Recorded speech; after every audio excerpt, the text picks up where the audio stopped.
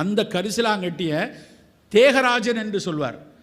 தேகரா சச்சுரதம் தில்லிய நேர்நேர் கூட்டி பாகமுற காய்ச்சி பருகுவார் காகமுனும் சளி தீரும் காணே. என்ன அர்த்தம் அப்படின்னா, கரிசலாங்கண்ணியும் நல்லெண்ணையும் சேர்த்து காய்ச்சி அந்த கரிசாலை தைலத்தை ஒரு ஸ்பூன் சாப்பிட்டேன்னா நீ இருமி துப்புனா அந்த சளியை காக்கா தூக்கிட்டு போகும். அப்போ இருமி துப்புனா கட்டியாக சளி வருதுன்னா என்ன அர்த்தம்? கிரானிக் பிராங்கைட்டிஸ் இருக்குது, இல்லைன்னா சிஓபிடி இருக்குது, நெஞ்சில் கபம் கட்டி போய் இருக்கிறதுன்னு அர்த்தம். அந்த கபத்திற்கு கரிசலாங்கண்ணி மருந்து.